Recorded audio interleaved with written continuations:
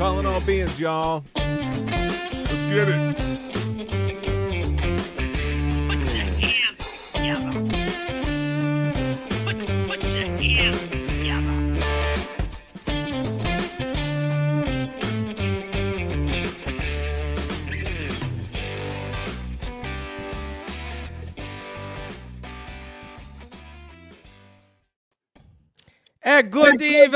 Good evening, party people.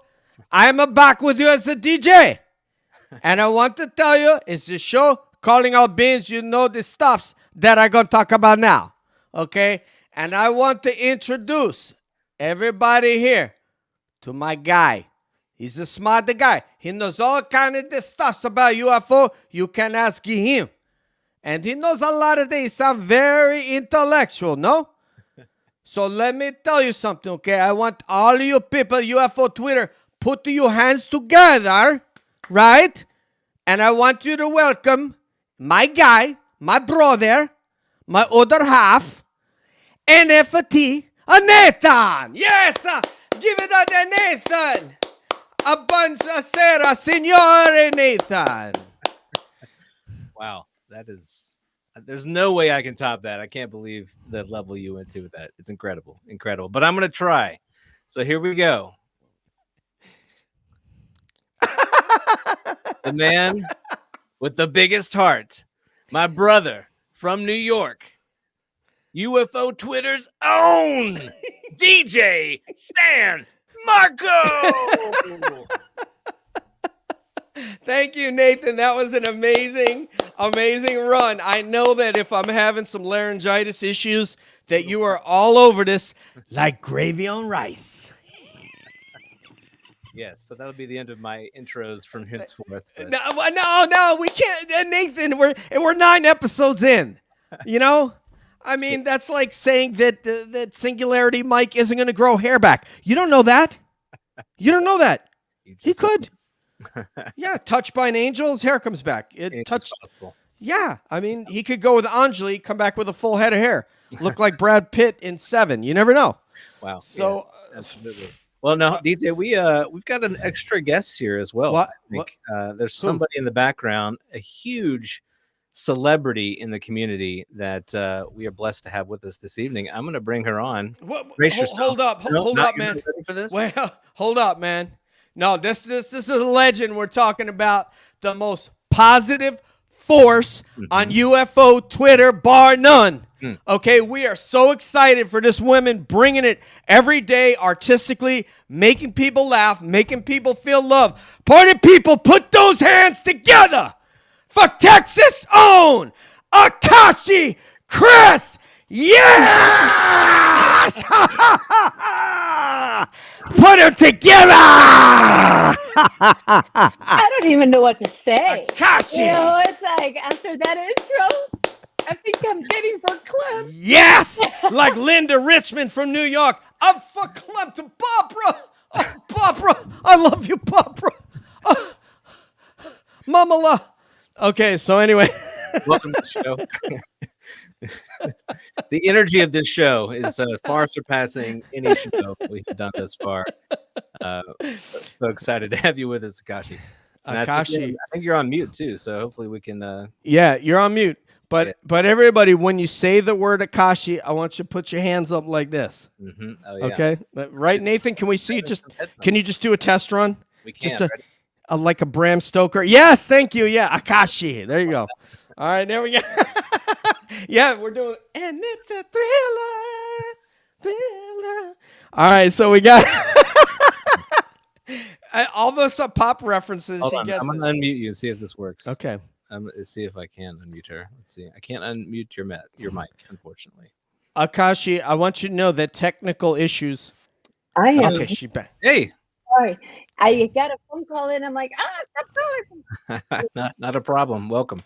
All right. I'm so excited. All right. Now, it's enough foolishness. Okay. You guys are really immature. You're not like me. Okay. Because I am together, mature, and adult-like. You're like the example. Yes. Like, So I think adult DJ. Yeah, Bring it together. totally synonymous. Absolutely. the people. why Oh, there's Grant. Oh my God, what Grant? Why are you not here? Blurry's in the house. What's up, girlfriend? And James Andole. Yes. Lara, People. Wow. Lara, I'm so we spoke with. scared to look at chat. No, it's all good. I spoke with you the other. What's up, Lara? Welcome, bienvenidos. Buzz Glide. What's up, Holmes? Go check it out. Buzz. Grant, I can't believe your brother's here. Grant, this is he should be on right now. Why are you My not on? Grant? Grant, log on. What are you doing? All right, Yoda. so Yoda. Yoda, where you at, Yoda? He's All right. jump in. We got to do some serious UFO talk, guys. So it's time to adult it up, button it up. I only have one more button. Mhm. Anyway, button it up. Nathan, smoking pipe, please. Yeah, Woo! All right, Yeah. Sherlock Holmes in the house. Sir Arthur Conan Doyle. Mhm. Let's get something. Nathan, start off with our first topic. You got some lists today, or you want me to rock this? I want you to take the first one. Okay. Okay. How Nathan came into the UFO space. So I'm sorry. Unfortunately, Nathan, this one is you. So that's the first question. Okay, It's great. from Deb. Deb, a study of UFOs and UAPs. Deb. Shout out to Deb, who's doing amazing things with research in this space. Her diligence going through all those records and archives, I mean, incredible. So how did I get into this? I've always had a little bit of an interest in the sci-fi kind of thing. But probably, I don't know, 5 or 6 years ago, just started hearing about little rumors here and there about Tom DeLonge and some kind of crazy, sort of theory that he had that UFOs were real, that he was talking to people. And like a lot of folks, I kind of shrugged that off, not thinking too much about it. But then December 2017 happened with the New York Times and the videos that we are all familiar with. It just sucked me right in, wanted to be a part of this conversation, and really kind of just started following folks in the Twitter space just to get a sense of what the Twitter vibe was with UFOs, and found so many interesting people, kind of like a second tribe, if you will, of folks that are really interested in these big topics. And there's a huge spectrum of thought in UFO Twitter, as you know, DJ, talking to lots of different folks, and Akashi also, like seeing the wide spectrum of voices that are out there. And I find that really exciting, because it's not, we're not all on the same page. We've got a lot of different ideas, a lot of different, kind of hopes or thoughts wrapped up in this topic. And for me, that's really energizing. I like kind of And thinking. fears. And Well, fears. Oh man, definitely tons of fears. And I think that's very human, right? That's kind of who we are. And I appreciate that we're like one human family tackling this topic together. Yeah, and I want to say, just to follow up with Nathan, I also was a sci-fi person. I grew up watching the original Star Trek, and when my parents told me what time I was born at night, I was like, "Oh wow, I was alive in time for Star Trek," because that's how much I was into that series. So I was also consumed everything sci-fi, just like Nathan. Been fascinated with Star Wars. Blew me away. Obviously, I saw that in the theater in '77. I was 10, exactly 10 years old, and it was just like, wow. We'll get into like how we came together, but you know what? Since we got a celebrity up in this joint, Kashi Chris. Really? You see, I thought I was going to ask. Can you hear me? Yes, ma'am. Can you hear me? Okay. I thought I was going to ask questions, but You are. Okay, You are. yeah, but this is cool. So, my background. So I'm from Puerto Rico, and I grew up in Puerto Rico until I was 17. Wow. So, as far as my background, I mean, I always believed I'm not an experiencer. I haven't seen anything, but I don't need to see to realize what's happening around me. I'm looking at things, and I'm not gullible in any way, but I've always believed in something, something going out there. In being in Puerto Rico, it's funny because you get the threat of, we're going to take you to a junque and the aliens are going to kidnap you. That's just part of the narrative. Wow. It's like a family thing. Everybody talks about it. El junque is just, El chupacabra is in primetime news. It will be like in the 6 o'clock news. I remember last time I visited, and whenever I talk Puerto Rican and start getting an accent, I apologize. It just comes naturally. Love it. Love it. Things like that were very natural. So And then in the last, I think it was pandemic, it started making me think and looking at things. And I started looking at UFO Twitter and bumped into UCR and UFO Jane. And from there, it just kind of took off. And I am obsessed because you don't know how great the puzzle, how big the puzzle is, and how minute the pieces of that puzzle are. So if anything from that perspective, you don't know how woo is woo anymore. You know, the things they talked about before are just kind of normal now. So that's that. And I'm my concern for the future is the people that don't think anything is out there and how they will do. And I think that that's where we play a role, that we can help people kind of bridge the gap between people that think that there's nothing outside, and us that we're a little bit more seasoned on it because we've been looking into it and we're more open-minded. So anyway, so that's why I'm here. And because you asked me, DJ. I love DJ Nathan. We love you. Good to have you with us. What is it inside you that makes you want to make so many people in our community feel loved? I come in with pure heart and intention. That's all I can say. And I'm here to help. And I love, when you make somebody laugh, that makes my day just as much. And laughter to me, it's like the greatest therapy of them all. It's like you could have a really crappy day and I could look down and look at, Flair's Twitter and just laugh and I'm not going to curse because I'm trying to be cool, but I laugh my butt off and it just makes everything go away. And it's like, if you can connect with somebody, or if I can reach out to a politician and maybe have somebody listen. One person listen. If we don't try, we're never going to get anywhere, and we can only try in little bits and pieces. So I'm also going to be recruiting some people to the cause.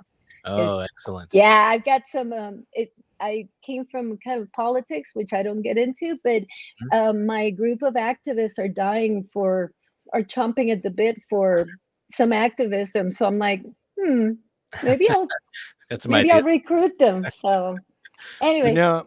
There are many people in this space that will ascribe a certain importance to, and I'll tell you that I can't think of many, and even I can include myself, Nathan, but I can't think of many that are as important as you for that very reason. I realize you diverged away from the positivity. That was pretty slick. But yeah, it's quite real. That's okay. You don't have. We'll celebrate you.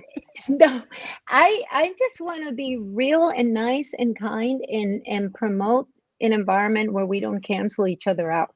Yeah. Because I've seen it be so bad in other areas. So it's just, I try to promote that. So that is something I try to promote because I just think it's healthy.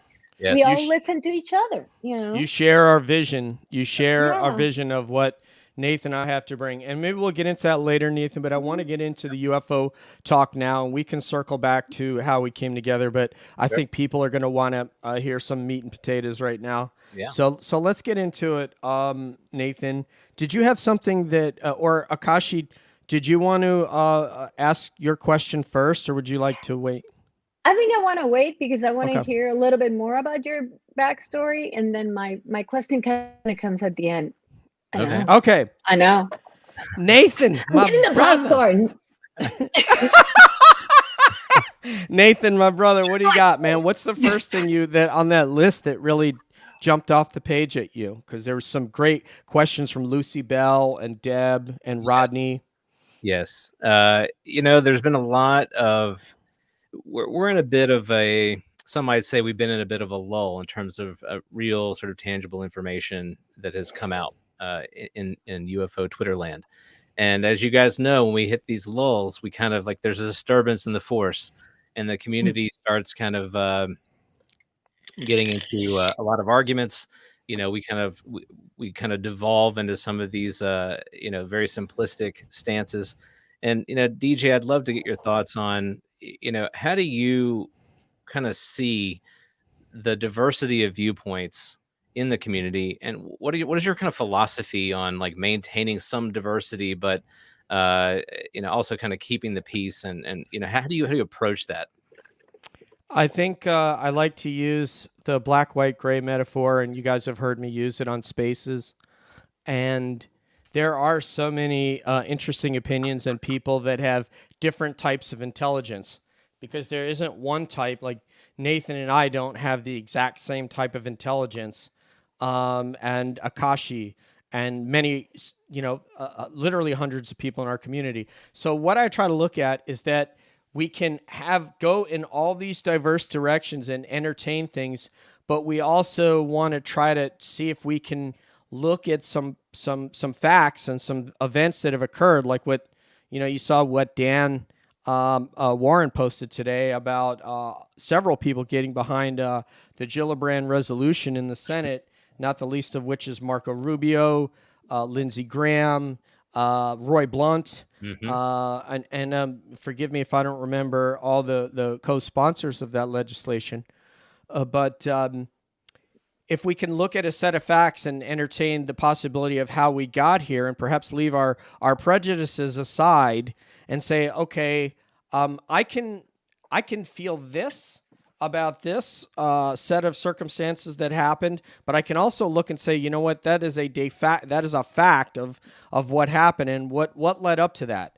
And I may not be comfortable with all the tangents that surround that, but we can agree that it happened and what may have been the driver behind that. So I like to say life is in the gray. If we say one side is black and one side is white, then it's all this or it's all that. Really, it's the gray that we're looking for, whether it be someone in our community that's controversial to some, not controversial to all. Perhaps there's just a little bit of gray there, but we can also extract a significant amount of facts and meaning from what that person may have contributed. Yeah. And interesting that you use the word gray in a UFO community, because it is perfect metaphor. Yeah, it's a very prevalent sort of image that we have going around with grays. It makes me think a lot about our show, and I know you kind of mentioned that we would touch on it later, and I think this makes me want to touch on it now. Some things just kind of happened; they fell into place. You and I met really kind of by accident through a mutual friend. Shout out to Andy from that UFO. Andy, huge podcast there, and a great guy, and he put us together, not knowing that we'd really kind of hit it off and want to do this thing together. And then we kind of brainstormed on some ideas on what to call the show. And we came up with Calling All Beings. You had the great idea of using the taxi cab image as an icon. And that's honestly, it's a great image, because anyone who's ever ridden in a cab, we've all had like great cab rides. We've all had those cab rides that are a little bit crazy. But the thing about riding in a cab or an Uber or a Lyft or whatever, at least for me, it's a chance for me to have a conversation with somebody that I'm only going to know for 15, 20 minutes, 30 minutes. And most often when I'm asking questions, like they just want to talk. They want to tell me about their life, where they've been. And I'm not there to judge. I'm just really there to listen and get to know this person for this ride. And that's what we're all on together. We're all on a ride together. And I just want to get to know folks, want to know where they're from, what they're interested in, what drives them. And for me, the truth, coming to your point, DJ, the truth is really sort of the mixture of all of these different stories. And we need all of these different voices to kind of get to that truth. Because it's not, no one really knows what is going on here. Anyone that has a lot of certainty, I think you have to, be pretty skeptical of that person. The government doesn't know what's going on here. Yeah. Nobody knows. Yeah. No, I agree with your point there, Nathan. And it is a symmetry of people coming together. I think it's very painful for Nathan and I when we see like a Tim McMillan arguing with the Joe Murgia, or we see John. Forgive me, the researcher Greenwald. Gentleman. Yeah, John Greenwald arguing with somebody else, or Stephen Greenstreet and Ross Coulthart. I think we find that painful, because we see value in what every one of them brings and says in the community, and we see no value in them picking at one another. So we kind of wish that people would try to see if they can extract some value, and then and then step away from something that maybe they do find slightly objectionable, which is just human nature after all. Yeah. Yeah, and to provide a platform for us to really have a conversation. I think that Mm-hmm. Twitter, as great as it is for really kind of just getting there, seeing lots of different thoughts at once and getting little news bites that come through, it's not great for having a long form discussion, an argument of any kind. It really brings out the worst in people when it kind of goes in that direction. So to have folks on our show who may have differing opinions and we can have a chance to chat it out and see the other person and kind of come to maybe an agree to disagree, but in a civil way. That's what I want to be able to do rather than, shut people down and say, well, you don't meet my purity test for this community and therefore you're not going to be here any longer. Yeah. So just to, I think Nathan wants to contextualize a little bit more about us. So really the first time I heard him, I said this on podcast recently, is that I was almost like Andy and I were just like looking at each other like, man, listen to this guy talk. Can you believe this? I mean, he's amazing. I was immediately, I want to DM, I told him, please DM me after the show. And I want to talk to him, and not knowing that he was going to be my partner yet. We were just going to have a dialogue. And then, the guy's amazing. I mean, let's face it, everybody knows that. We both agree on when you come on this program, we want you to feel more loved than you thought you could feel coming on a show. That you're welcome here, you're loved here, and that's our goal, is to make you feel really super comfortable. And you guys saw when we had Rick on. Rick is a older gentleman. He's been through every kind of tough interviewer. Nathan and I spent hours apart and in at least an hour together studying up for that, of how we would approach it. And we really wanted to feel a kinship with Rick. So we did that. We weren't going to try to, see if we could be the really cool, interviewer, Morley Safer, Mike Wallace, 60 Minutes guy, because that's going to get you nowhere with a trained interrogator. And so, that's just an example. We want everybody to come here and feel loved. So we philosophically, we agree on all those things about how to treat other humans, even if our approach to it is slightly different. I obviously take the meathead humor approach. Nathan takes the serious approach, but he loves people the same way. He speaks glowingly of all of you when we're on private conversation.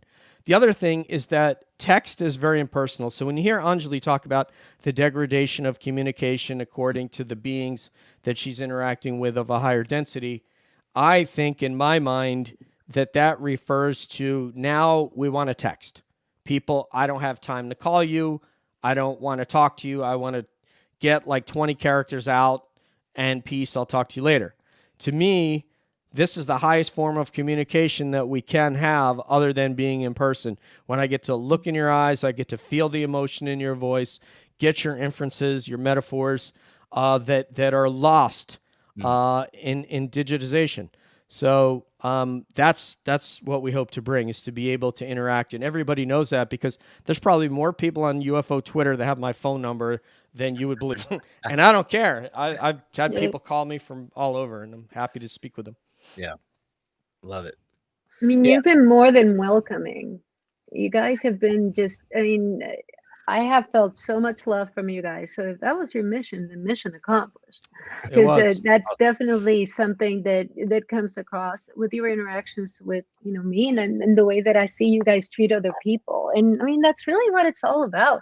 Most of the arguments, when you really scrub through it, we're kind of splitting hairs, because we're still all on the same side. We think there's something. It's like, that's the unity. That's the bond. We all are on the side that believes in something that others might not even care, might not believe in or care about, honestly. Right. So, for whatever it's worth. So if that's what you were doing, then bravo, because you did it. Thank you, ma'am. And I just want to say one thing. I think you just pointed this out perfectly. There might be 175 million people in this country that don't believe that there is a different intelligence that's interacting with us. But of the rest of the of the other 125 million, Joe Murgia and Tim McMillan are two of them. and they agree on that. And it's like, Yeah. there's all these people who go, "You're a nutcase. Like, get out of my face." I mean, Mhm. they could go to golf courses and people say, "You know what? I'm going to tee up over there." So Yeah. they should celebrate that they can agree on those basic facts. And they can have that conversation and not Mhm. feel like, oh, they're going to go laugh at the hippie. Yep. It's what level of hippie? Mhm. Because what level of woo is woo? None of us know that. So, hey, for whatever it's worth. Yep. I'll let you guys I mean, talk now. Luis and I should agree on what's better, your traditional Cuban sandwich or a medianoche. I mean, we should be able to talk about this. Come on. Yes, we Come on. should. Luis, We should. medianoche. Tradicional. Medianoche. Come All on, right. I'm Puerto Rican. Medianoche. You have to say All right. medianoche. Medianoche. Medianoche. Hey, you sounded like you're a little bit Italian Puerto Ricana. Who knows? All right, so let's get with some questions, man. Let's get with some UFOs, Akashi. Tighten it up. Mhm. Tighten your shoes up. Oh, my question. My question. Oh, So, you can do yours? Okay. All right. Oh, I'm did ready. you ask me a question? Yeah, Did you go ask you a question? Por I favor. misunderstood the assignment. So I'm going to ask you guys a question. So, in looking at you guys are obviously very aligned. But what if you had to kind of identify one thing that you're most misaligned on? Like, things that make you go, hmm. So, Nathan, I'm going to give you. I thought we were going to have like a timer and stuff. Remember No, you did that's for the timer round on the table. 30 seconds. Yeah. I'm like, I'm just joking. That's for the So round. We'll get that for you and Grant. No, I'm just There kidding. we go. No, I'm kidding. I'm just kidding, Grant. No timer for you guys. So Nathan, so I'll start with you. So what is, when you guys talk, it's like, what's the one thing that you're like, not Yeah. sure. Well, we, as DJ mentioned, we I think we share a similar spirit, so even if we get into a disagreement, we don't let that go for very long before we both start kind of like, we need to kind of come back together on the big things. But I will say that, it's I'm trying to the right way to frame this, DJ. The one topic that we've both kind of gotten into a disagreement on, and I can't think of really any others, to be honest, but it's the Tic Tac and kind of, entertaining different theories. And I don't think we're going to spend a lot of time on it on this Mhm. chat because we could literally spend 2 hours on it, and we have. Okay. But DJ brings a ton of knowledge when it comes to flight and our engineering and the level to where what we have achieved with flight. He's got some great anecdotes about that as well. And he looks at the Tic Tac, I think from that perspective, and it really is the right perspective to look at that object in terms of this does not seem like something that we as humans, have engineered that we could even, pilot, whether we would pilot it like someone inside the object or even remotely. It'd be very challenging for us to be able to do that because of the high level of performance and many other reasons why. Mhm.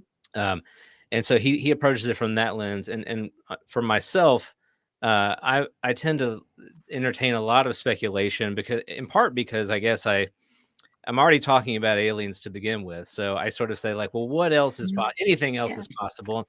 And one of the things I really appreciate about DJ is that he kind of he kind of reels me back in sometimes from entertaining too many different theories, because you really can. I think this is a good lesson for all of us, when you've kind of opened one box, you can be like, well, there's a million boxes I can open. Any theory is possible. What about this? What about that?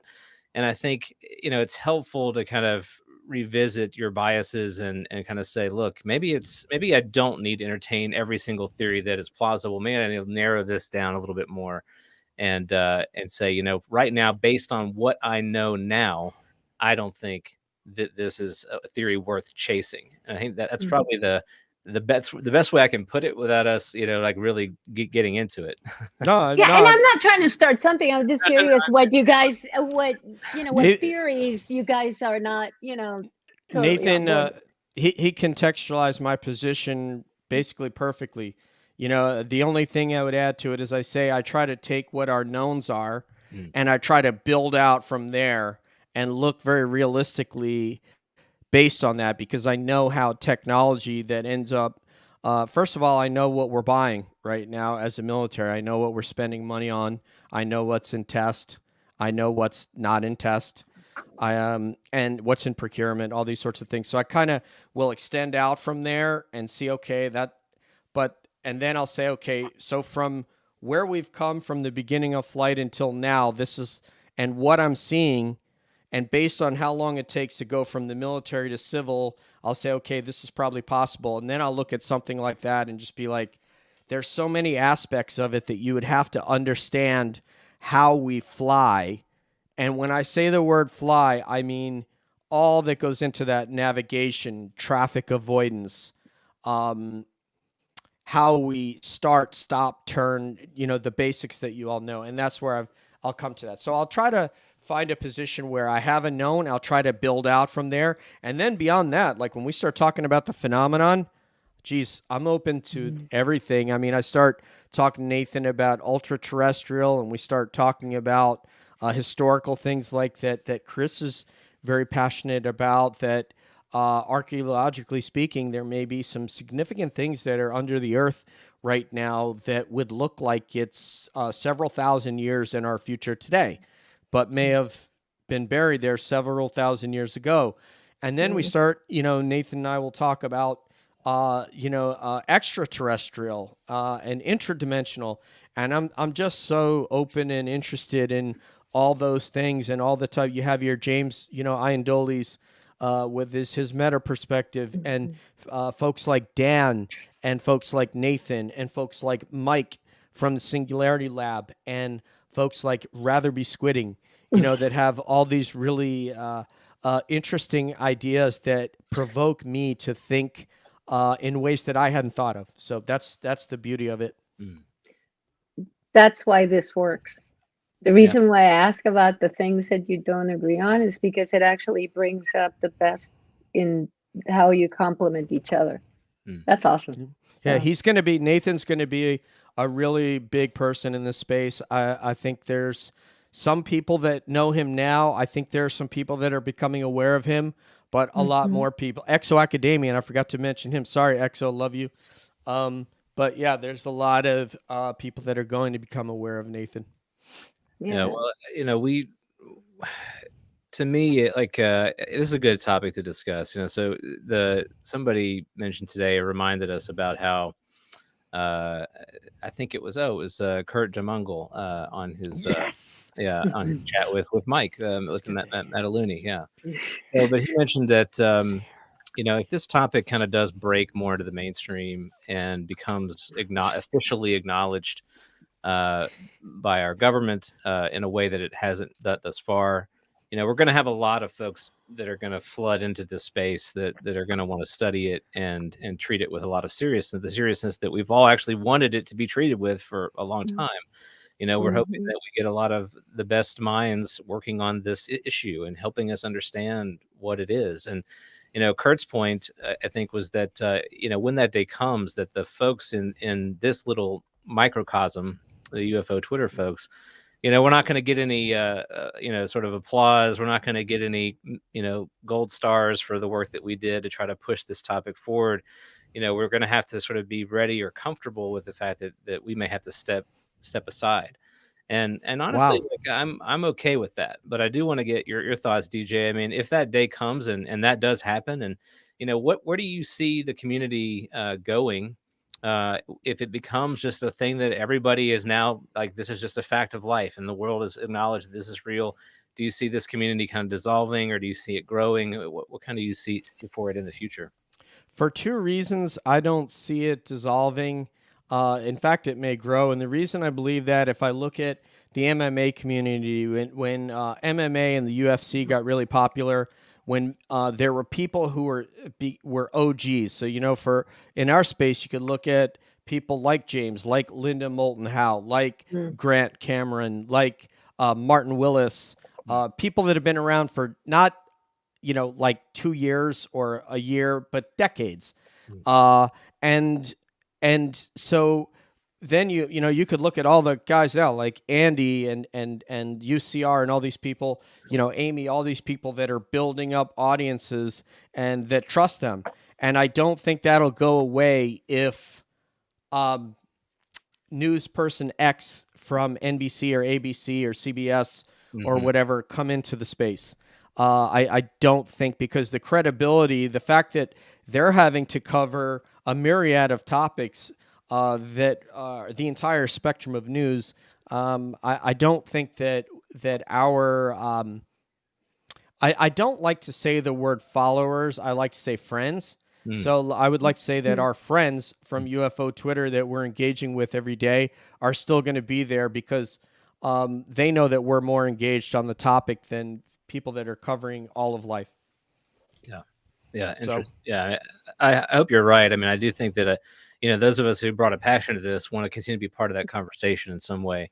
And even if we're not, I do think about the role that UFO Twitter plays in the topic generally. I mean, I think I know for a fact there are lots of folks that are maybe not actively tweeting, but they're observing the content that is produced by this community that is trying to draw attention to this topic. And so I do see us as a kind of like an energy drink, if you will, for this topic, for those that are out there kind of doing work that we may not be seeing. There may be a lot of folks. I mean, I think of Elizondo and Sean Cahill and Jake Mann and the guys from Skyford. I mean, they're out there, doing their thing to try to bring awareness to this topic with a lot of players who can really move it forward. But we don't see what they're doing day to day. We're privy to very little about what those guys are actually up to. But I have a feeling that they do kind of draw from this community a sense of energy and enthusiasm, and that does help kind of move them forward. At least that's what I'm hearing them say. And that does give me a sense of pride in kind of what we do. And it also helps me focus on what it is that we're trying to achieve. So getting distracted by our disagreements is not actually helpful in moving this forward in any way, shape, or form. But, we can have disagreements. We shouldn't, kind of belittle people in that process. Tear down. Yeah. I agree. Totally Yeah, agree. frankly, like Chris, they can reach people that we can't reach. They can reach into Congress. Just look at the people you mentioned. They can reach into Congress. They can reach over to foreign countries and be respected. I mean, if one of us from UFO Twitter were to try to make a trip to the UK or make a trip to San Marino, nobody's going to want to meet with me because they don't know who I am. And when somebody of a certain, whether you like how they got their status or not, it's a fact that people were going to sit down at a table and talk with them. The Italian government, the San Marinans, the UK, somebody from the UK that sat down with Lou is significant. But I got a question for y'all. Mm-hmm. It's about your boy Akashi Avi-Loeb and the Galileo Project. So what I'd like to ask you, and I'd like to pose this question to you. When you're done, I'd like to have Nathan attack this question as well. But first of all, I love Professor Loeb. He's given us a kind of like in the same way that people like Lou and Chris have brought credibility to our topic amongst a wider audience. So has Avi-Loeb, because in the academic space, he's this big. I mean, a Harvard professor. It's hard to get. Let's see. I'm at Harvard or Cambridge, right? So anyway, Oxford. So what do you think? Do you expect of those guys? Like, so if I would say, Galileo Project, they're going to produce X in terms of after they get their equipment fielded. What do you think that will be the result of what they're able to gather and collect once they get their sensors deployed? And then As Nathan far will as attack what, after. results versus what we'll see out of the No, results? well, no, I wasn't even thinking about that, but Okay. results that they'll get. What do you think they will discover or find if you had to look into the imagination of your mind? I mean, I think he's going to get to at least understanding or I'm not sure that really getting that evidentiary proof that everybody, you can put a picture in front of anybody and they're going to find a way to dispute it, even if it's absolutely 100% true. So I think he's going to come out with, it'll be interesting what he comes out with on the interdimensional, because I think that's, definitely the focus, some of the focus that they're, the government is taking, and isn't his place to put people as part of this central office that are represented from Galileo projects. So that's where I'm like trying to figure out, from government to Galileo projects, are going to impact what they were able to deliver to us. Okay, that's interesting, because I didn't even know that they were going to get a member of the Galileo team onto like the UAPTF or whatever the new arm of the DoD is going to be. And we That's need to look at the chat on that one, but I looked into that and I thought that that's what I saw, that there was like 3 people, when you actually look at the disclaimer and all the, the details on it, that 3 people are from Avi Loeb, and he gets to pick whatever those 3 people are. So that's where it's like, now I'm thinking Galileo project's supposed to be looking outward, but we know that the government is always also looking inward. So my answer to that would have been different before this amendment came out, and all of a sudden this reference to something that we would never even think that would be referenced by the government came out. So that I think that changes the game, especially if Avi is part of that team, and if is Elizondo part of the team. I don't know. It would be really interesting to see who's being targeted for those positions. Yeah, for sure. Hashtag Akashi. Yeah, not me. Nathan. Yeah, so I know that I muddied the waters on that, but I'm sorry, because I'm like, whoa, Avi Loeb, cool. That's one question I didn't expect, but I'm good with that. I love Avi. I thought it was great because and you kind of brought the topic together to the bill, so that the bill, the rebranded bill, the Gillibrand bill, the SA 4593. If you read the text of who's going to be invited to be a part of this team, I mean, it's pretty broad. So you've got the Galileo folks, you've got SCU folks. I mean, the Scientific Coalition for UAP Studies. I mean, that's this is the kind of team that you would want to be working together to review this information, to provide it with a level of credibility. And I want to use that word carefully, because I think the credibility could cut one of 2 ways, right? They could go through this effort, and looks like I've lost some lighting here, so I apologize for that. But they could go through this effort and come out of it and say, we've actually understand this. This UAPs are real. They're they are something outside of the Earth. They're extraterrestrial, whatever. Or they could say, you know what, we've actually looked at this, and all these intelligent people have looked at it, and we've realized it's it really is some sort of atmospheric phenomena, or it really is an adversarial technology, or it really but all of these people who are collectively kind of looking at this together, like, these are the folks that we would want to have to lend their seal of approval one way or the other on this. Now, I tend to believe it's going to fall, one way and not the other. But I'm so glad to see the list of these professionals that are included in this initiative, because it gives me hope that it's not just, the traditional government folks that we've been seeing for so long. And I believe Avi Loeb, Dr. Loeb's been so clear on his intentions that he wants to share whatever information he gets, and that he's, but he was limited in the funding, it seemed like, for the tech that he needs. No doubt. Like, come on, man. It's like, we're gonna have to do a GoFundMe for this. This Right. is ridiculous. But now with everything else that's going on, that's why I'm saying that it's kind of evolving into this, so much bigger thing. And moving every single day, it's crazy. It's like, keeping up with this is insane. Well, and And being on that stage saying he needs money, and Jeff Bezos is sitting in the front row of the national. Yeah. Yo, Jeff, man. Yo, Right. Jeff, man. Take the credit card out. But as far as the team, I don't know how you guys feel about this, but when you think about it, they're going to need somebody to go and get sandwiches. So when you think about that, you start thinking about me, you're thinking about Point Break, and you're thinking about Gary Busey going, hey, Utah, get me 2 of those meatball sandwiches. All right, Angelo. Hey, Oh, my Utah, God. get me 2.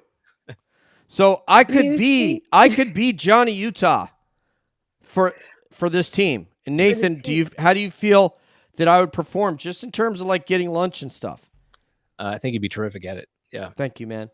And would you be willing to write a recommendation letter, you and Akashi? Anytime. Okay. Mm-hmm. All right. So Avi, if you're listening, you can expect a letter from Nathan's office and one from my girl from Texas, Akashi Chris.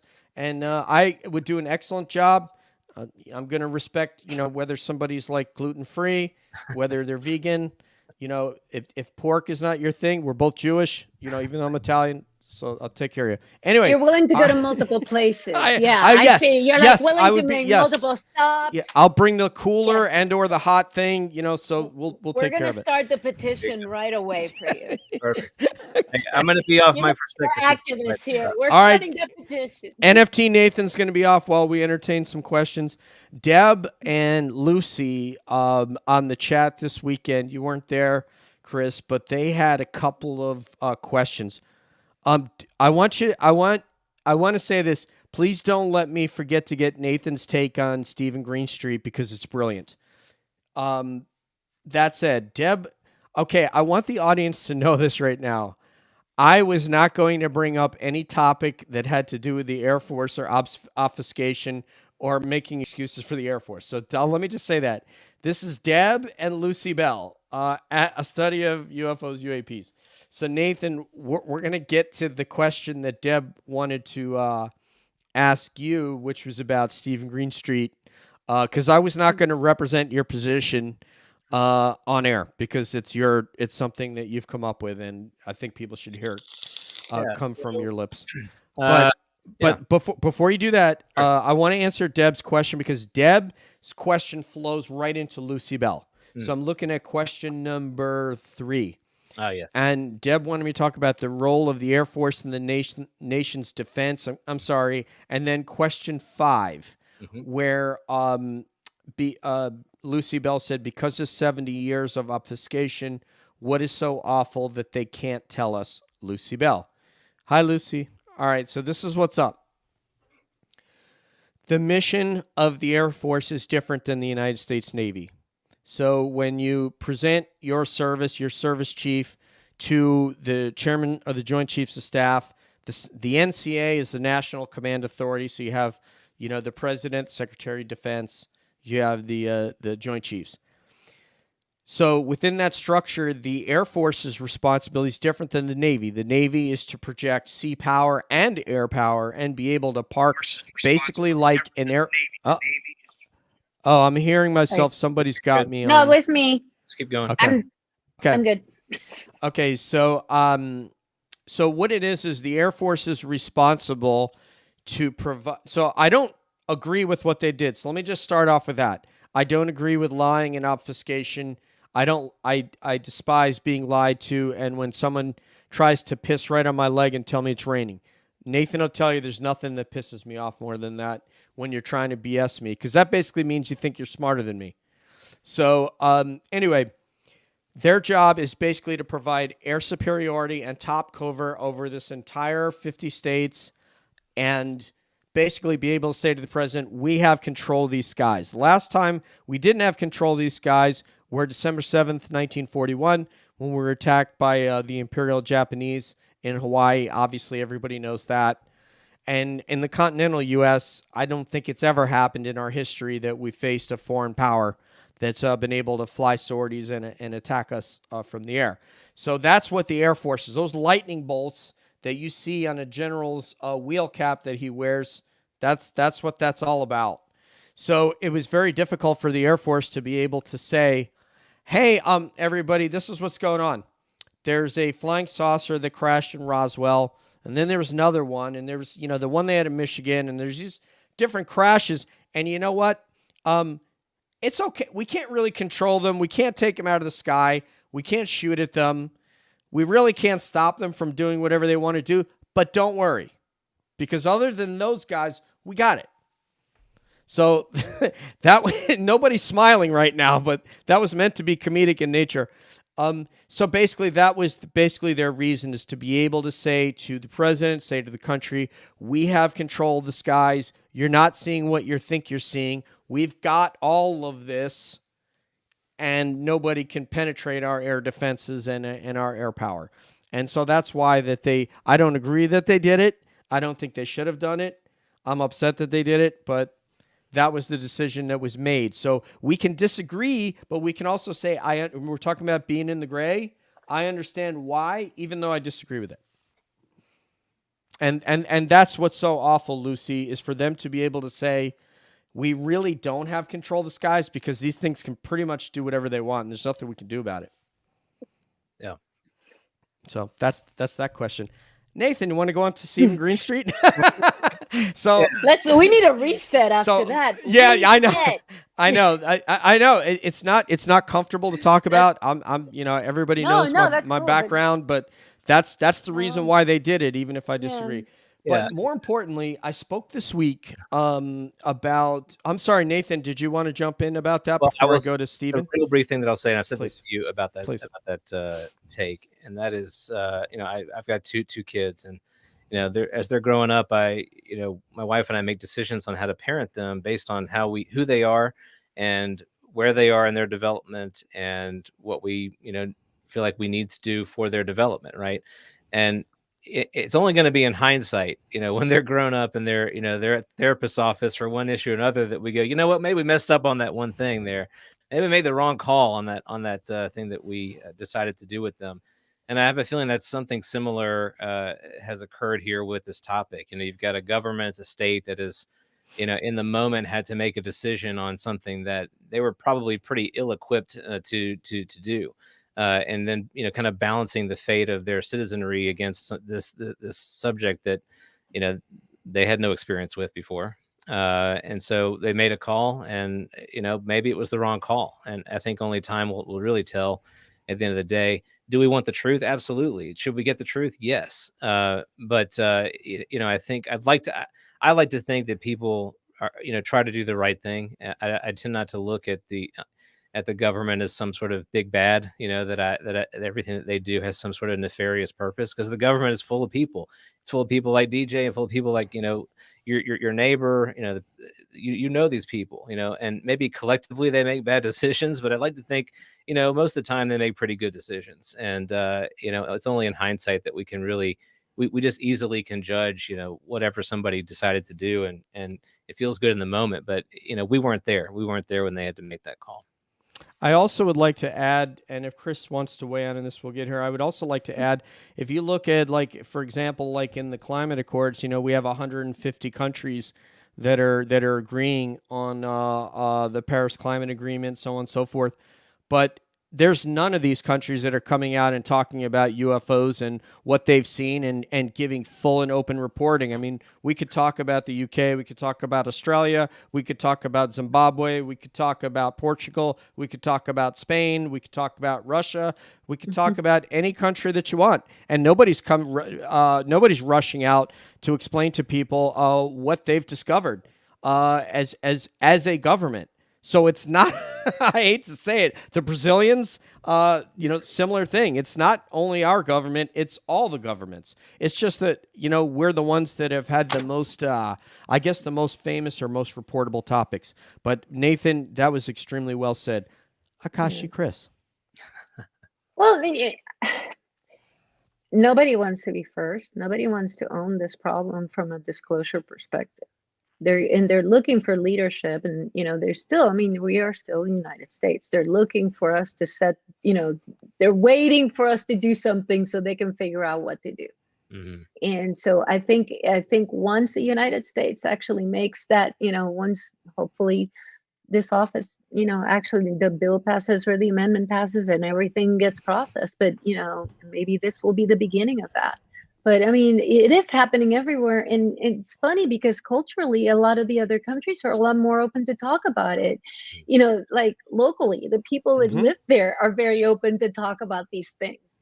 Yet their government is waiting for ours, who has like major stigma on the subject, to take action. So, that part's kind of interesting. But, who wants to own this problem?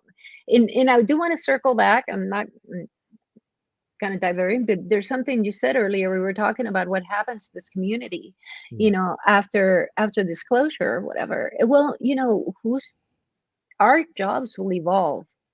I mean, think about where we are now from where we were when you forgot, or when you guys first started, and how far down the rabbit hole you've gone, and you know how your visions have evolved. Well, you know, so will ours, and we'll be ahead of the game, but there's going to be a lot of other people that won't.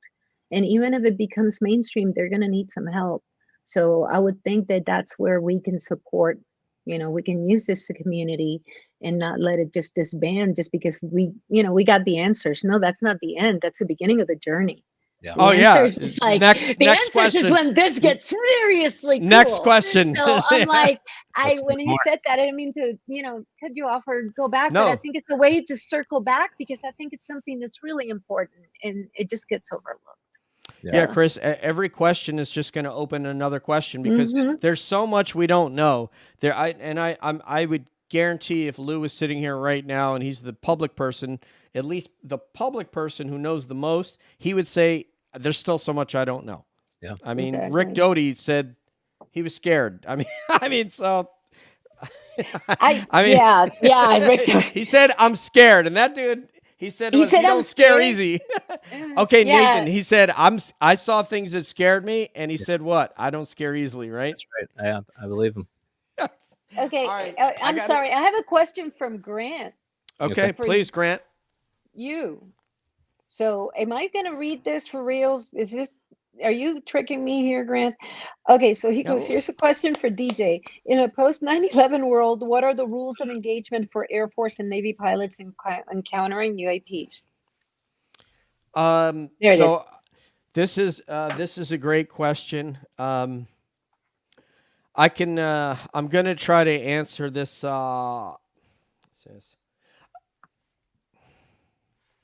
Okay, what the guidance is that I'm aware of is to use all platforms of intelligence gathering methodology. So that could be if you're measuring electromagnetic signals, so you know, forms of SIGINT, if you will, optically using every sensor available, seeing what radar signature that they're getting, and as well as VisObs, obviously, and then also your IR spectrum, whether that be with night vision, and to record, because a lot of in the older days we didn't record everything. Of course, you know that they did back in 2004, but I mean, we've had night vision devices much longer than that. I mean, I flew with an aircraft that had a sensor ball on it from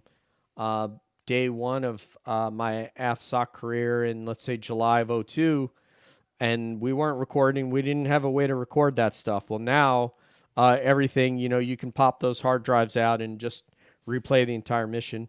So yes, I would say, Grant, that right now it's collect and analyze is what I'm hearing. Yeah, great question.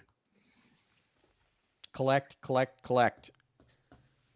by any means necessary for those of you from the 60s and in the civil rights movement. Yeah, we need to know what we're dealing with, right?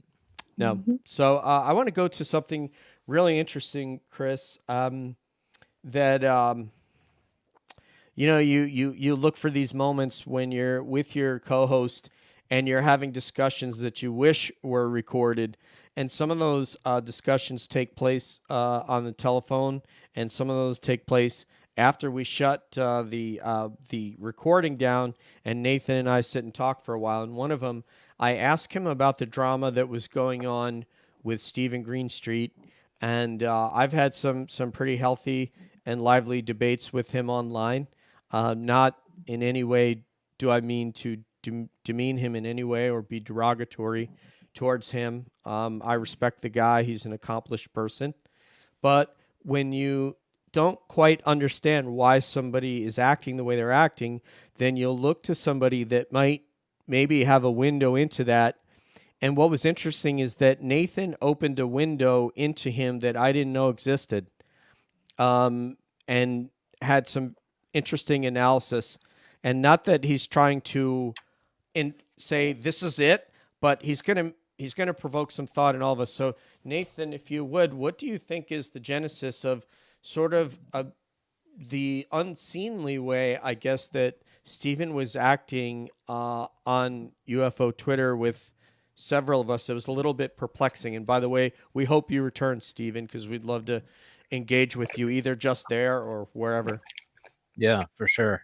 Yeah, I mean, here's a guy who's done a lot of great work for this topic, and I want to kind of shout out that first, and what he's done with the Basement Office, what he's done in his writing for the Post, and helping to shine a spotlight on this topic has been great, and I think that's was really welcomed by the community, and I personally really appreciated everything that he did for the community. But similarly, like the way that he went about sort of kind of wanting information or prodding people for facts that weren't there, to me just sort of felt like kind of full on like he was kind of just frustrated, and I was trying to ask myself, where is this sort of frustration coming from? Because we kind of share that frustration. I mean, I think a lot of us do. We want the truth. What are the facts?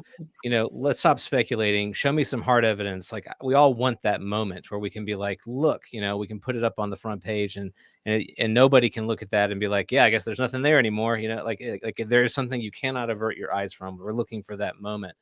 But what I thought about it, he mentioned something. And I don't remember what interview that it was, but he talked about his younger years and being a part of the Mormon faith, and being very involved with that and identify with that, because I grew up in a very spiritual home, and very much was a strong Christian believer in my younger years.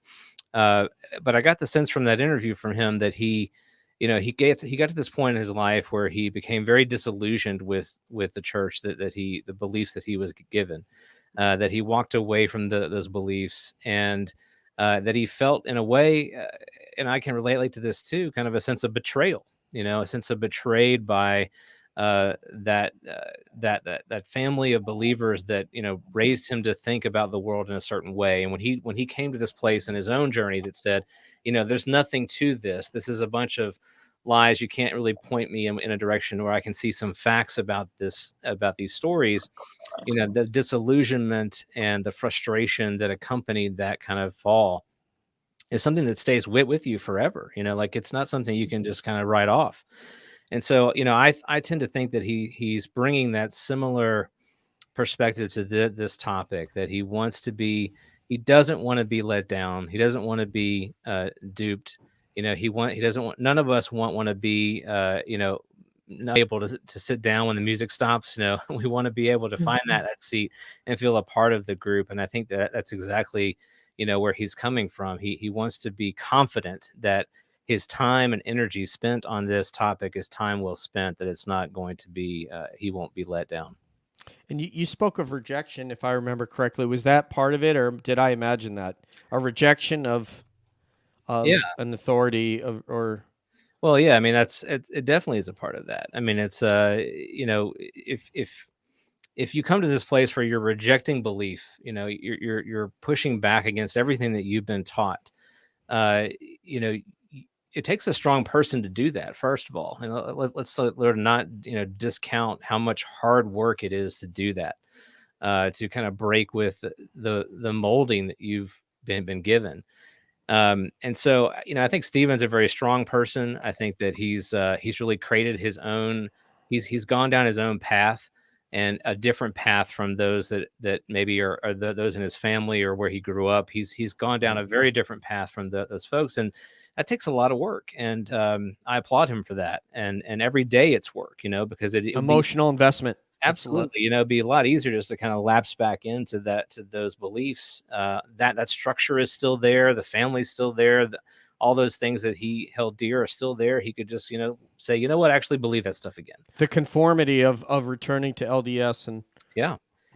So, but not doing that, and every day taking a stand, against that, is very difficult. I don't think many people necessarily realize how hard that is. And again, I'm armchair psychoanalyzing him, so I could be completely wrong. But that's kind of how I looked at his approach to this topic, that he just doesn't want to be let down, and I appreciate that. I mean, none of us do, right? We don't want to be let down by this. And to date, we are missing I think some clear facts that we can really, hang our hat on. And we're just waiting for that moment, when is that going to happen? A lot of us are tired of waiting for that. Yep. I got the heart bubble emojis over my head now. After he's talking, Chris, I got the little heart bubble emojis. Yes. All right. So I had another question here that I'd like to get Chris's take on this, and then NFT Nathan, who we're waiting for Chris to create Nathan's NFT, but it's going to have to, can you pick up the pipe, please, Nathan? Can you? Yeah. Can you please? Yeah. Hold on. That's it. Oh, gotcha. All right. So we got it. All right. Yeah, So DNA, Akashi, there's been a lot of talk about it. I think Lou alluded to it perhaps. And I don't know if it was the Kurt Jaimungal interview, so pardon me if someone else has that.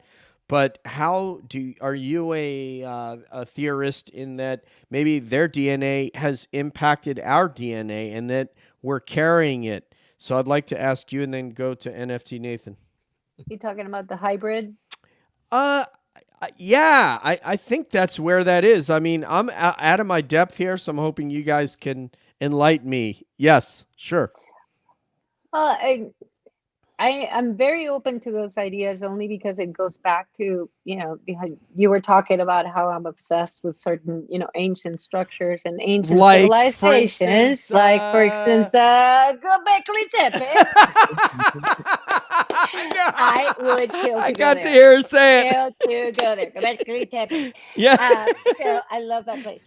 But no, there's something in I'm not ancient aliens. There's a very big difference between ancient aliens and ancient civilizations.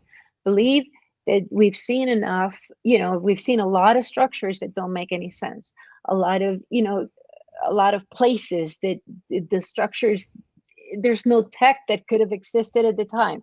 I think, from an ancient civilization, the reason why this kind of comes into this conversation is because we don't know who was here before us. Mm-hmm. So we don't know what we could have been mixed with. We don't know, we don't know if really extraterrestrials or, Greys are coming to try to get the Greys are pro the war. What was that story of the Greys? Right. I'm trying to think of it. The Greys are like they want things to happen because they wouldn't exist if they don't happen. But there's another. I'm all over the place on this because I'm not even sure. I'm totally caught up into different versions of what can we be mixed with? Are we part reptilian? Are we, did the Hopi have it right? If you go down, on Jollyville, the Hopi Indians had it right, and the Ant people, are part of this. So yeah, that the Hopis believed in the whole Ant people. The Star people were Ant people. You didn't know that? I didn't know that. No. Check out the Hopi Indians. That's that was their thing. Wow. I was a big fan of Adam Ant. Anyway, so I can't even answer that question because there's so many different ways of looking at at this, and I'm sorry if I botched it. Akashi. My first time. Girlfriend. Have me back. Oh, you're already you scheduled, girlfriend. That's right. Be December 3rd, I believe. December 3rd, Friday. The Yoda. So anyway, sorry. Go ahead. NFT Nathan. Yeah. I want to ask you this question in a different way, if you don't mind, if you'll entertain me. Give me a little artistic license. Mm-hmm. Nathan, if I had to ask you if you had a gut feeling about this, when you look at these gray creatures, is that us? Yeah. Hey, Mama. You gonna come say hi to Akashi? I love the floating wine glass is awesome. I wish. Yeah, it looks like. Woo. Oh wow, we got She a wants- port wine glass. That's the She didn't feel. She didn't want to say hello. She's We'll a get little her on shy. Tell Yeah, her she's hi, in her hi. bed clothes. Hi, That's great. Katie. Love it. Okay, Cheers. this is to Nathan and Akashi Chris, two of the people I love from UFO Twitter. Of a lot of y'all that I love. What's up? Yes. What's up, man? Well, so to answer your question, I think Mhm. humans for the longest time we've had stories about this. So in I think most of our major mythologies, we come from something that is non-human. We are created by, God. We're created by the gods. There's some sort of sense that we didn't just appear like the other creatures on the planet did or in the same manner, so that this is part of our kind of storytelling. And there's a lot of truth to mythology. I think mythology helps us navigate the world and make sense of the world that we find ourselves in. So my gut feeling is that there is more to the story, but this is also a topic that I think it's so delicate, right? This is such a delicate subject. We're talking about human beings, and I think our friend Lampy, put it really well and helped frame that. Lampy! Sorry. Yeah, but her point I think is a really pertinent one, that we really cannot lose sight of human dignity. So in all of our talk about genetic manipulation, or who may be hybrid or who may not be hybrid, or whatever is going on here, we can't lose sight of our common dignity. We can't get to a place where we look at each other and say, well, you're less of a human than I am, and therefore whatever it is. It's another way to divide. Yeah, I mean, we've been down Gets that road. worse. Yeah, we've tried that. We've tried that throughout history, and we still try it today. There are people who would like to divide us that way, and I'm not for that at all. I think anytime we talk about this, we have to be very sensitive to that subject. But I think at the end of the day, we want the truth. Who are we really? These are the big questions. Who are we? How did we get here? How did we come to be who we are? Why are we so different from everything else, and so demonstrably different from everything else that is on the earth? It's not like there are a lot of other like super sentient creatures that we share space with. I mean, we have an degree of intelligence that seemingly is orders of magnitude greater than the next intelligent species that shares the space with us. So I don't know. I hope we get an answer to that. I hope that it's not an answer that is too sort of destabilizing, existentially destabilizing. I think we need to seriously begin considering it, though, as a possibility, and we need to have a mature conversation about that. So if it is something that becomes a reality, that is how we came to be who we are, I think those of us in the community need to be able to be thinking about this in a mature way, in an ethical way, so that when that conversation happens, we can really help people navigate through that challenging time, right? I mean, because it will be destabilizing. I mean, believe me. Yeah. Nathan was able to skate around that like Peggy Fleming at the 1980 Olympics. It was a beautiful routine. It was a beautiful pirouette. I love it. So I don't know. No, I if anybody doesn't like my humor, please say so in the chat. I'm probably still going to do it, but anyway. They're all good. I know, like Luis Jimenez, I'm sure him hearing me try to be funny is like the way he feels when he has influenza. Like Oh my God. coughing. I need hydration. Just give me a heating pad. So anyway, Guys. I love you. Luis. Anyway, but what I wanted to say to you, Nathan, and I also am firmly in rejection of the analogy of humans to ants. And I get very irritated, and even up to, so if you guys want to see something that I would argue with Lou about, I would say to him, no, we're not like ants. And the reason, and I don't think that any intelligence that is looking at us right now thinks of us as ants, for the simple fact is we've created microchips. Yeah. You know, Mhm. we can engineer some fairly exotic materials and metals. We can perform microsurgery. The way that we perform surgery now compared to, let's say, 80 years ago is absolutely incredible. Yeah. Joints that we didn't used to be able to repair that we can. We can travel outside of our solar system now, or at least produce a craft that can do so. So I don't think we're in no matter what intelligence is coming here, I still don't think we're ants because we can actually express ourselves. We can have an experience with these beings, and many of our fellow humans can come back and talk about it. Yeah. That wouldn't happen if it was a mastodon or a sloth. They're not going to be able to come and do like John Keats and write a poem about it. So I mean, you Yeah. know that unfortunately, yes, there are intelligence that are thousands of years probably, and maybe Nathan, tens of thousands, maybe millions Billions, of yeah. years ahead of us. But they still know how to communicate with us, and that we could actually write a book about about meeting them. Yeah. And unfortunately, your fire ant that stings my foot here in Florida can't do that. Right. Or the ones that stung Chris in Puerto Rico. We're gonna get you, fire ants. Sorry, go ahead. Well, it says something about us. Like There you to me, if we had the There you go. the ability, like people are actually studying this now to like, could we communicate with whales, right? Like if we could actually do that, it would be cool. Like we would want to do that. We would want to learn more about the creatures that are in our environment and be able to connect with them in ways that we really can't right now. I mean, man, I grew up reading Dr. Dolittle. I thought it was an awesome story as a kid. Like that would be amazing if we could do that. So if we're encountering an intelligence that is going to write us off as not worthy of that kind of relationship, when that relationship is something we actually could have, I mean, that's not an intelligence I actually want to be, connected with. I'd rather not, I'd be a little wary of them, quite frankly. I'm a believer that that intelligence, and this is a very anthropomorphic way of looking at it, I'll admit, but I'd like to believe that consciousness and intelligence, as it aggregates upward, becomes more curious, more compassionate, more artistic,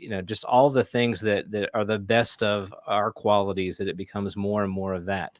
What I worry about in a lot of the accounts that we hear from people is that whatever they're encountering sounds not like that and more like a machine. Yes. And I would just say we've heard a lot of talk recently about future humans and grays and warning against a catastrophe, and all I will put out there is, what if the catastrophe isn't nuclear? What if the catastrophe isn't an asteroid? What if the catastrophe isn't some sort of pandemic? What if it is the singularity? What if we are approaching a point in time where the machines, where our connection to the machines becomes so powerful and so intense, and it's a point of no return for who we are as human beings, and we can't undo that transition. And think of what we might lose by giving up ourselves to that point. We talk a lot about the positives, but what if we lose way more than we realize? What if in that journey of giving up ourselves to these machines, that we lose a core part of who we are? And maybe these future humans who aren't machines are trying to come back and say, look, there's something important about being human, And, Hey Nathan, can I sum this up in one person statement that you're aware of? Yeah. Remind the audience of what the little girl from Zimbabwe said. Yeah, we are becoming too technologed, I think was the. That sums up everything you just said. Yeah. Beware. They said don't become too technologed. Yeah.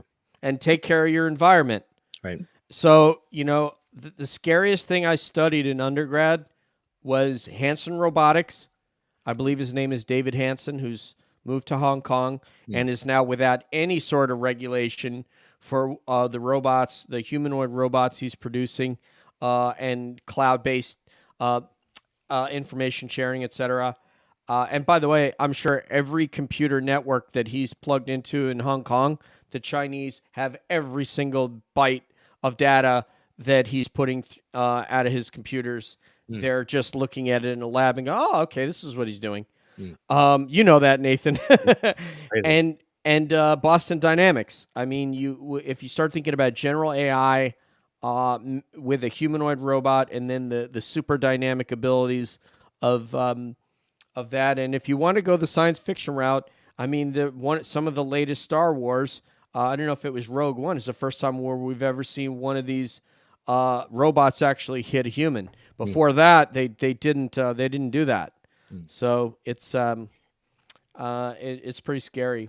And I agree with what you're saying. Actually, Akashi, this was one of the first conversations I had with Nathan where he expressed some real questions about intelligences and danger. And that just happened last week. But let me get your thoughts, because it sounds like you have something. Going back to the ants comment, if we were so insignificant, I think we wouldn't be having this conversation today, because they've been coming here for a while. So we're still around. So that's good. That's good. I love it. Perfect. Woo! So that's good, folks. And I got to go now. No, my point was that I love this girl.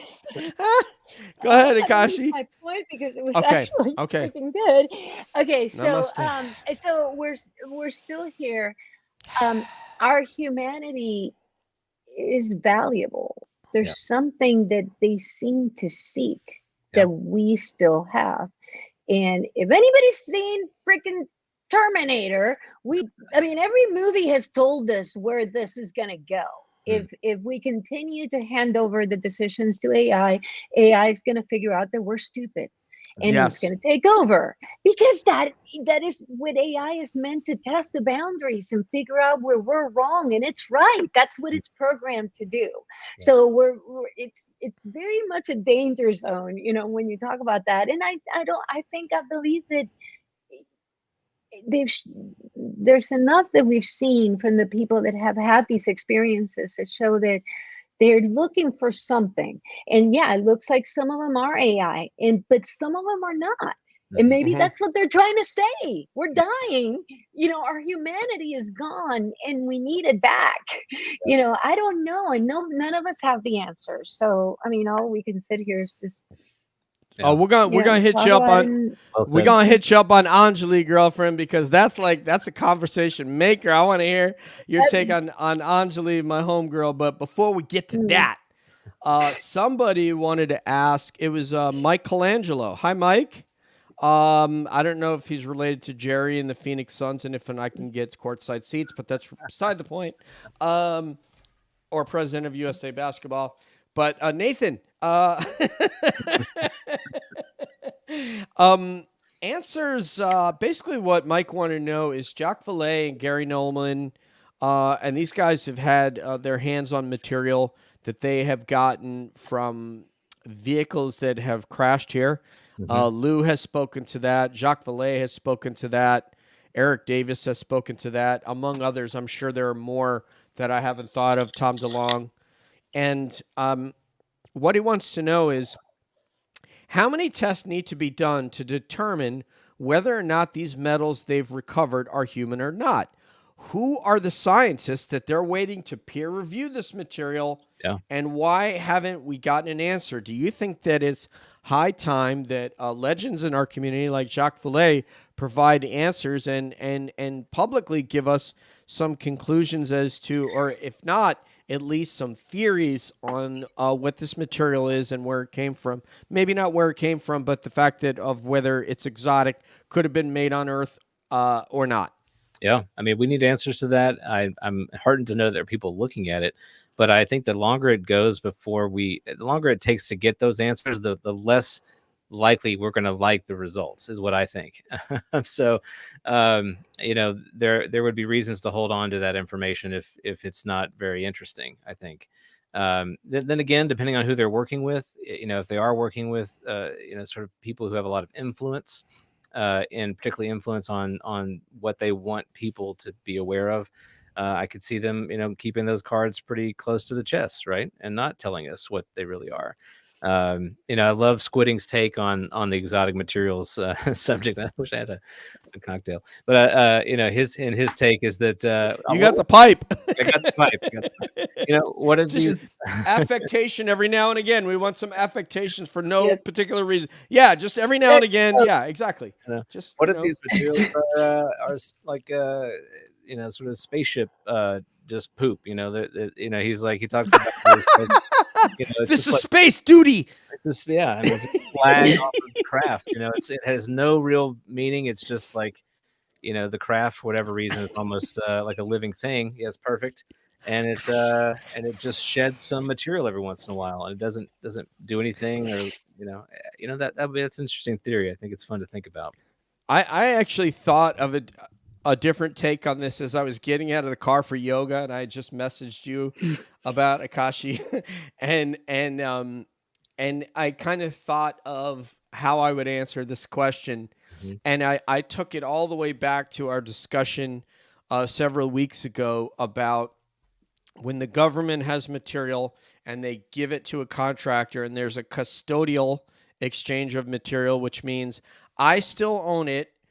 I'm giving you custodial responsibility. You can hold it, you can use it, you can look at it, but I still own it, and I set the terms of the extension and the return of this material. And then we talk about a transfer of ownership. So we were talking about a craft, and if an entire craft would be given over to a private company, and I told you why I thought that wouldn't happen, and gave you like 17 different reasons why, not the least of which is that scientists and contractors of every denomination will work at these test sites for that express purpose, so that they can have they're hired to examine materials and provide their expertise and their analysis. And at the conclusion of that research, they're basically contract's over. Thank you. We're going to bring in somebody else. So with regard to exotic materials, it's quite possible that whomever holds this material, obviously Bob Bigelow, I think, is one of them. And I don't know which lab that Jacques Vallée is examining these materials. They may have custodial responsibility, but not ownership. So what does that mean? It means that the government has given them those materials to analyze, but will be able to control the outcome and the narrative that comes out of that scientific research and their conclusions that they've come up with. So if I'm Jacques Vallée and I say, I've got two choices here. I can either never see this material, or I can see this material, but I got to abide by what they tell me I can do with the information that comes out of there when they're searching my little satchel to make sure that there's no hard drives leaving the facility, and thumb drives and hard copies. So the only thing I can assume, and this was for Mike Colangelo, I'm going to make an assumption that these materials have been given over to certain labs under a custodial relationship and not a transfer of ownership, whereby Jacques Vallée could call a press conference at Lockheed or Bigelow Aerospace and say, well, this is our hypothesis, at least, is that, by the way, this material, we found it at a time when there was not a metallurgist on Earth that could figure out how to make such a composite with these materials. And there are some components of it and ores and elements of it that maybe aren't even present in this concentration on planet Earth. Whatever he would say. And I'm just giving you a scenario. I believe that if there's a custodial relationship, they can prevent that press conference from happening. Yeah, that makes a lot of sense to me. I just literally came up with that out of the car because I'm like, Nathan's asking me, what are we going to talk about? I'm like, well, we have all these questions. I'm like, okay, let me grab one and see what I can think of. That's all I can think of, is they're not going to necessarily allow him to say whatever, if he's been looking at that material, whatever they think it is, and come out and say, hey, guys, we got a piece of metal. Pretty damn sure it's not from this planet and we didn't make it. So, right. And that may be exactly what that material is based on what Jesse Marcel and his son have said, and Jacques Vallée have said, and even Luis Elizondo and others. Yeah. So what else we got here, guys? Someone asked about Barbara Marsden and the hybridizing theory. I think both of you have spoken to that. Beamed energy propulsion. Rodney wanted to know about beamed energy propulsion that Chris Mellon talked about, and what do we think about it? So, do you guys want to take a shot at beamed energy propulsion? I think it's great. Okay. Yeah, me too. Yeah, I was going to say actually, that's Nathan because Yeah. I'm like, back to you, Nathan. It's who doesn't love beamed energy propulsion? Yeah, it's a pretty cool technology where they're going to use the rudimentary explanation is they're using lasers to point at objects that are in space to energize like the surface of those objects, and by doing that, they can cause like small sort of changes in acceleration. And so, the thing about space, which is very cool, is you can, as long as you can just gradually increase the speed, eventually you're going to get up to some really incredible speeds in space. So, to the extent that we could, shoot a laser out at an object and cause that to continue to accelerate, we could really get much faster speeds than we've achieved before. But it's, it is very experimental, and it would be challenging, and you got to shoot lasers in space, which, it has its own issues. Yep. I think it's as Nathan said, it's fascinating.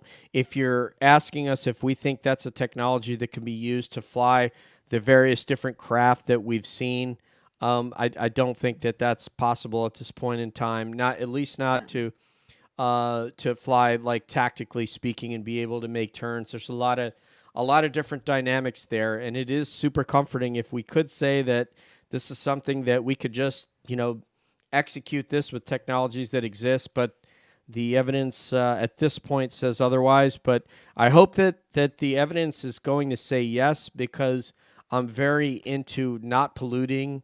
Yeah. I'm very into if we could have a technology that could propulse aircraft through the air without burning dinosaurs and burning fuel and creating carbon emissions that get in the atmosphere. So I would love to see any kind of a propulsive technology that, and right now what I'm seeing is that we're fielding engines that burn considerably cleaner. So if you were to look at or even listen to a New York Mets game back from the late 70s, and you heard a turbojet engine, and when I say turbojet, I'm saying that you guys are looking out at the wing and you're seeing one entire cowling from front to back, from the inlet of the engine to the exhaust. You're seeing one smooth cowling, and that's what we would have called a turbojet. Now we have a turbo fan, where you guys are seeing this gigantic fan, and then there's a core jet engine inside there,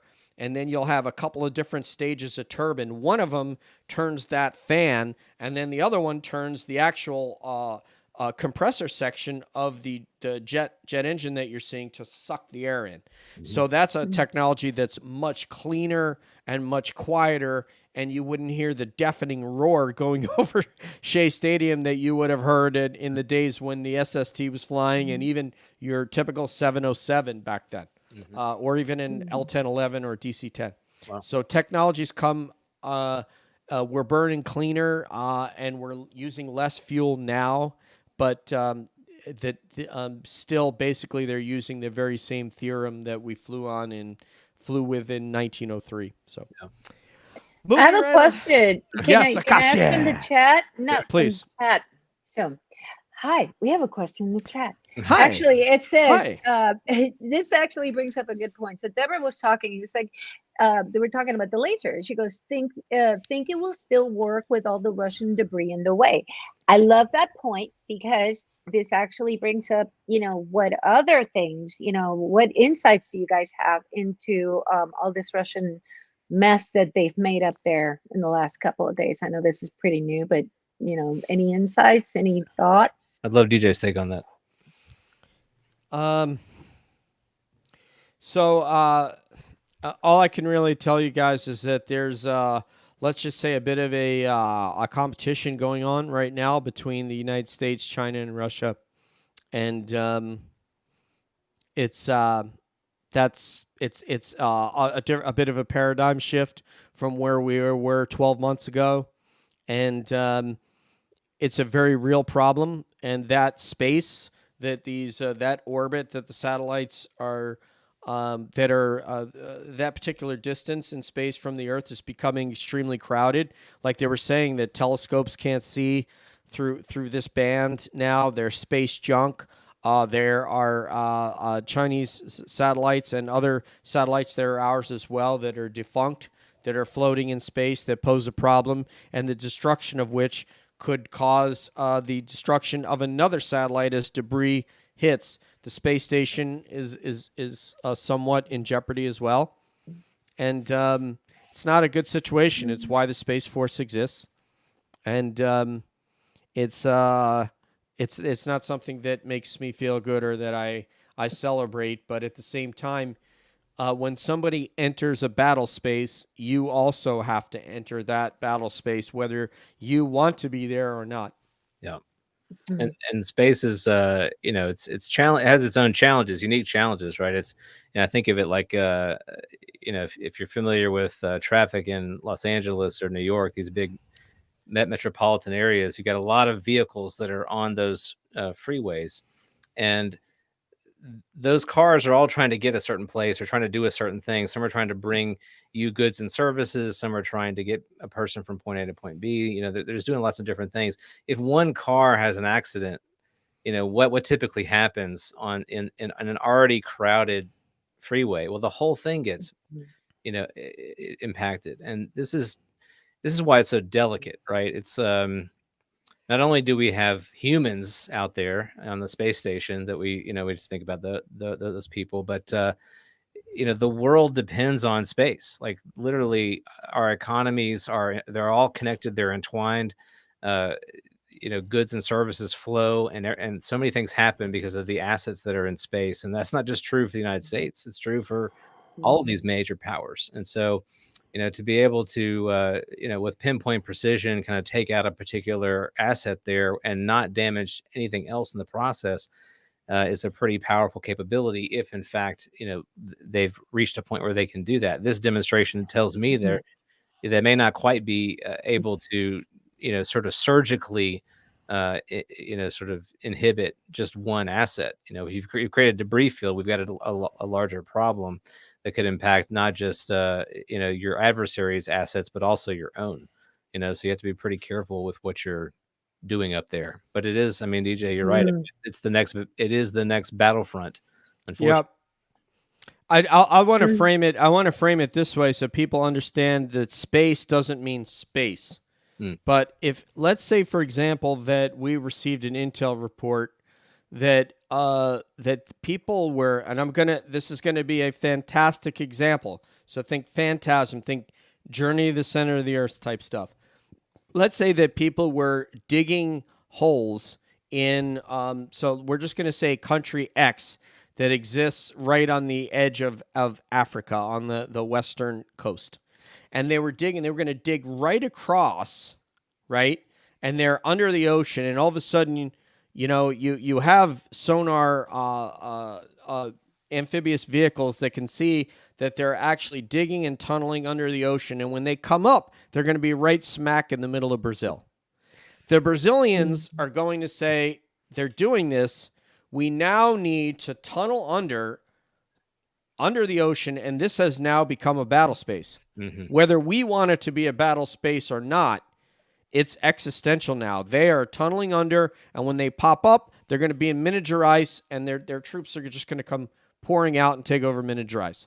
So that's an example of what I'm talking about, is that when somebody enters into a new area, whether that be underground, whether that be overground, whether that be in space, wherever, it's like you walking to a parking lot, and you're with your family, and you're after dinner, and somebody comes up and approaches you, and they say, you know what, I want to fight you. And you're right, standing there with your family.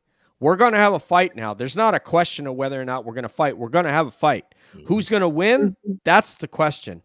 But there is going to be a fight. So anyway, that's enough of that stuff. Let's get back to having some fun, because it's about time to shut this down, because one of the things we try to do here is always leave you wanting more. Mm-hmm. Mm-hmm. You want more Akashi, Chris? You're going to get her December 3rd. That's You right. want Grant Levac? You want to bring some yoga business up in here and have some Jedi stuff going down and a hood in the whole nine, his lightsaber, and Chris is there. She's gonna have the one that's got the red on both sides. You know, I get it, man. No, that's the bad guys one. That's fine. You're gonna battle Grant. What do you care? Let's not get picky here. Is red a problem? We'll give you green. Saber. It's not. I'm kidding. It's That's not a good. battle. It's It's not a gonna be battle. fun. It's gonna be Nathan, fun. my Yes. brother, this Yes. was so much fun having a one-on-one conversation. Enjoyed it. I thought we were gonna fight and stuff, but I'm really glad we didn't. Yeah, You guys I get don't know. along really well. I'm really proud of you. Yeah, we love each other. What are you Okay, gonna do, well. man? You know. You can tell. And Akashi Chris, so you're gonna join us on the 3rd. We're gonna have some laughs. We're gonna have some Yay. we're gonna have some drinks. So I don't think this is gonna be a sober episode. No. Okay, not gonna happen. And I then I don't drink, but you know, if I yeah, have a 5-hour energy, you just can't stop me from talking. maybe 6, and you know something else. Hi Grant, we can't wait to see you, brother. What's up, mate? Yes. I gotta tell you this though, Grant. After we deal with you and Akashi Chris, which ain't gonna be easy, he's a handful. He's carrying all those groceries up to the 4th floor. Nathan and I are gonna be on with Alien Girl on Sunday, Yes. and I'm gonna have to do this tomorrow. But I'm saying Alien Girl, Alien girl. Alien Every time I say it, Girl. I swear I'm on chat and she pops up and I'm like, Alien girl, as I'm typing it. I can't help it. I'm gonna Contagious. do some Alien Girl stuff. I promised her I I'd can't do it on wait. Twitter, so I'm gonna do it. I'm gonna do it for her like I did today. So we're gonna be on with Alien Girl Sunday night. If I don't go to the hospital on Saturday after being at the racetrack. Hey, who's that? Stephen Greer's Flair, Deborah Flair, Alexander. What's my up, Flair. home girl? One love. Stephen Greer, Grant, epic. I love Alien Girl, my new crush. Yeah. Oh my god. But yeah, we're gonna do that. So if I don't end up in the hospital from being at the track Saturday, I will see you Sunday there, Nathan. Yes. It's fantastic. Look forward to it, buddy. What you want to say about Mataluni? Mm, Come on, man. What can't I say about Mataluni? Bring me the data. He's We so need more data. Bring it. We're gonna get a heaping platter of it with him. In platter of data. Heaping Yes. platter of data. on Friday. There's no evidence right now at all that I'm not CGI. It's true. None. I mean, I've never met None. you in person. You could be, yeah. And I want to thank you, Nathan, for creating me. That's why I'm so nice to you. And thank you, You have Dad. to do it like this. Nathan, thank you Anytime. Thank for you. creating me. So all right, we want you to like and subscribe to our YouTube, whatever. Set a reminder me so when you know what kind of idiocy is going to be coming down, you can jump onto it. And by the way, we do this because really we'll bring you some guests on here who have some gravity in the community so that we can bring attention to people that aren't as well known but are brilliant. One of those people might be Akashi Chris, might be Lampy. Maybe it'll be Divine Daisy Girl if we can get her boss to leave her. Listen to this girl. What's going on, man? Have something. She gonna sue your ass. So Someone come on. come on, come on. We want to bring attention to people that necessarily don't get it, but have brought positivity in the space. You got some opinions like this girl right here, Akashi Got opinions. Akashi Chris, Got opinions. and she's I got want a to say great hi to Blurry. Blurry, Blurry. Hi, Blurry. blurry, I don't get to blurry, be on the chat. Blurry. blurry. Blurry. What's up, homegirl, Los Angeles? Oh. There we go. So thank you very much, Valley Girl, for joining us there. And I'll tell you what, we're going to see you the next time we're going to see these guys 19th, right? This Friday. Yes. Michael Magaluni, Singularity. Apparently he wants me to not be married anymore, and that's what Singularity means. We're going to find out all about it. Okay? I don't know. Whatever Bring it me is. the data. I want to put my hand on the senator's desk and go, there. All right. Love you guys. All right. All right, yo. Love you. All right. Thank you. For Nathan, for Akashi, Chris, this is DJ saying peace out. Peace. One love. And we'll see you down the road because Nathan and I are always wondering what's up around the bend. That's right. Peace, y'all. Peace. Bye, guys.